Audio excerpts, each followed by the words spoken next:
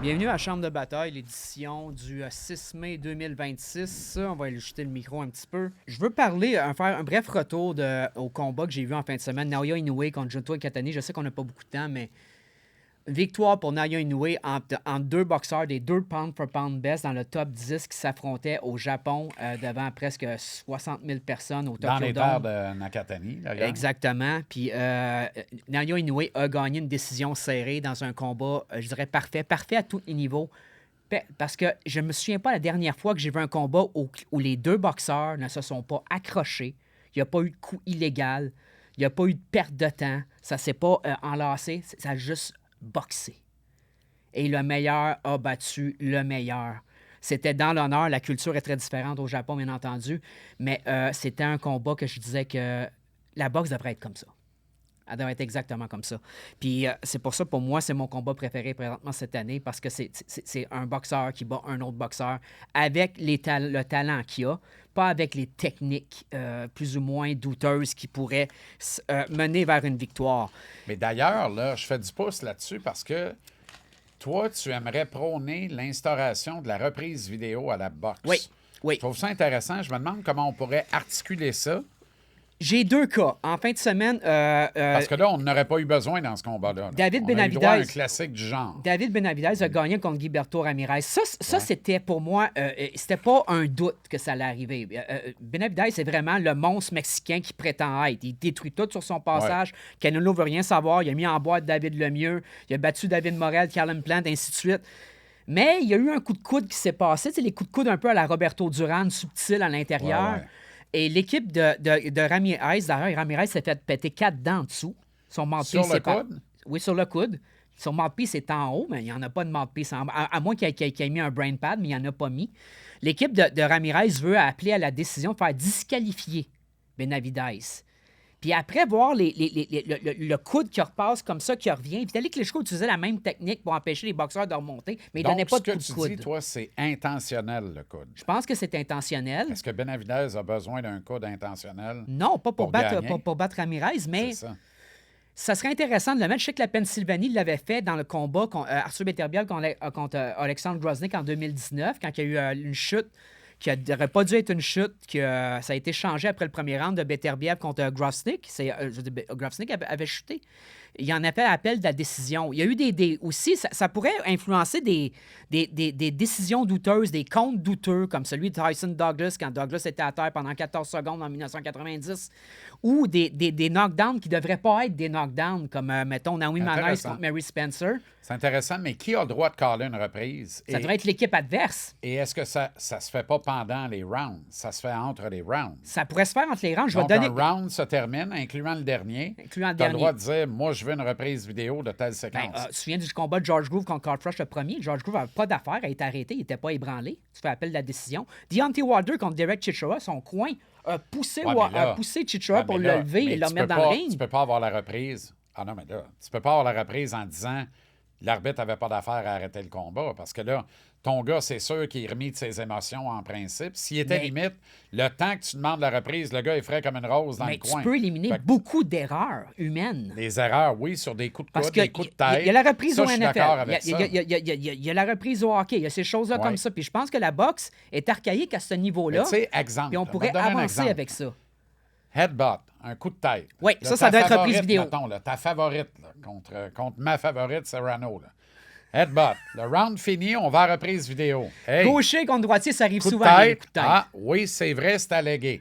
Le combat se poursuit. Si on est obligé d'arrêter le combat à cause de la coupure qui est trop profonde, puis le sang qui gicle trop, celle qui a donné le coup de tête perd le combat.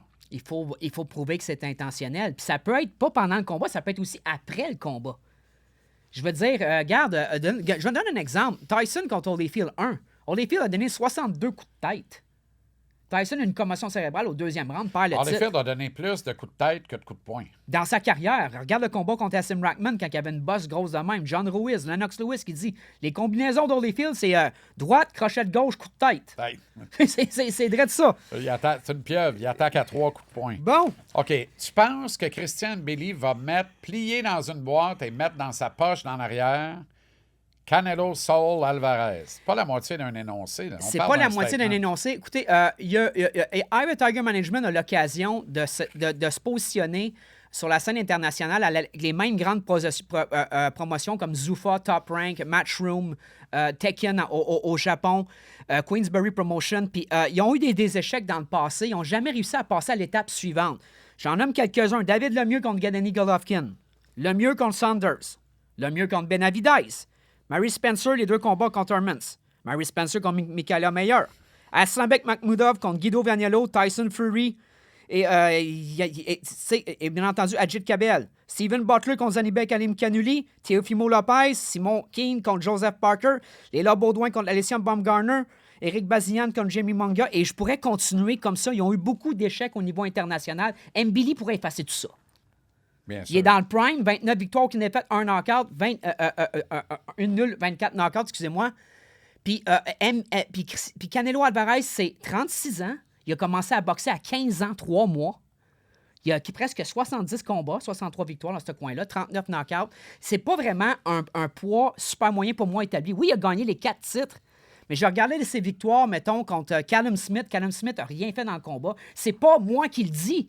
C'est les commentateurs comme Darren Davis, Sergio Mora, qui ont regardé le combat. Demetrius Andrade, il disait le gars, il n'est pas là pantoute.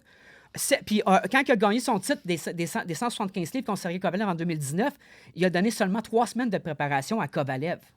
Donc, il est petit pour les 168 livres. Callum Plant n'a pas fait grand-chose non plus dans le combat. Il était pas plutôt neutre. C'est pas présenté. Il a remonté en 2022 contre Bivol. Il s'est fait démonter. À partir de là, la chute de Canelo s'est commencée à se prononcer. Ouais. Notamment dans une contre-performance contre John Ryder. Il a gagné, mais il s'est fait maganer. Surtout son combat contre William Skull en 2025, il envoie 155 coups sur une possibilité de 455 pour les deux boxeurs. Le combat de 12 rounds qui a le moins de coups lancés de l'histoire de la boxe. Contre Terence Crawford, il fait monter Crawford de deux catégories de poids, met une clause de réhydratation. Comme ça, Crawford reste petit pendant le combat. Il se fait bananer pendant 12 rounds. Donc, bananer, excuse-moi, Crawford n'est pas puissant comme boxeur à 168 livres. Mbili est puissant. Mbili, il est frais. Il est dans son prime. Canelo a plus les jambes fortes. Il n'a plus le volume pour pousser un boxeur, un taureau comme Mbili. Il n'a pas la puissance de frappe à 168 livres qu'il avait à 160 et à 154 quand il a battu Cotto, Gennady Golovkin puis Daniel Jacobs. C'était un bon 160 livres, Canelo. Je pense qu'Mbili va le massacrer. Canelo ne sera jamais capable de le pousser. Le problème de Canelo, c'est qu'il croit encore à son hype. Mbili va le massacrer. Puis, oui, je pense que oui. Puis je pense qu'avec cette victoire-là... Ça serait sensationnel. Moi, te le dire, je serais fou. C'est les possibilités que ça donne à Ivy Tiger Management pour investir dans leurs boxeurs puis dans la boxe québécoise. Mbili porte le fardeau de toute cette écurie-là puis pour pouvoir la mettre, non seulement pour pouvoir se justifier comme vedette, comme superstar de boxe, mais que l'écurie suive avec son mouvement.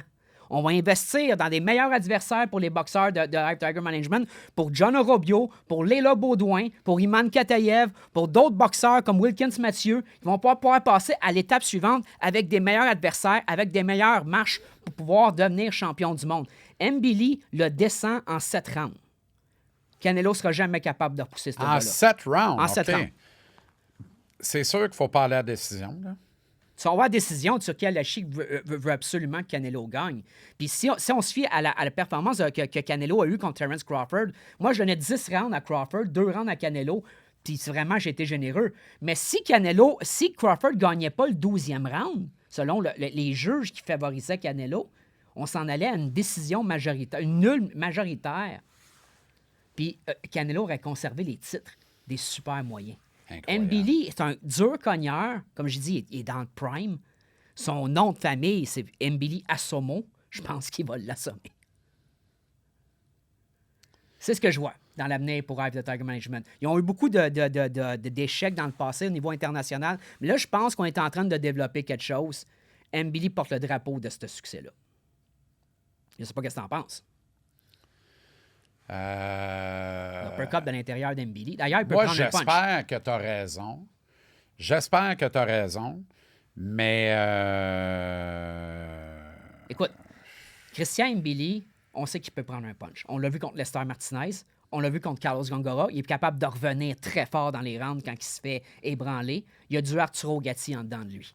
Canelo est sur la pente descendante. On l'a vu dans cette dernière prestation. Il joue safe. Ça, là, un moment donné, jouer safe, des risques calculés, de penser en homme d'affaires plus qu'en boxeur, ça finit par te rattraper quand tu sous-estimes un boxeur, que tu penses, OK, il y a une fiche, mais il cogne. Mais Mbili est très bon. Cauchemar, moi? Pourquoi je vois un nightmare? Pourquoi je vois un Mbili dominant, mais un Canelo qui tombe pas parce qu'il a un bon menton, il a un très bon menton. Crawford, il a fait Canelo mal. qui vole une décision.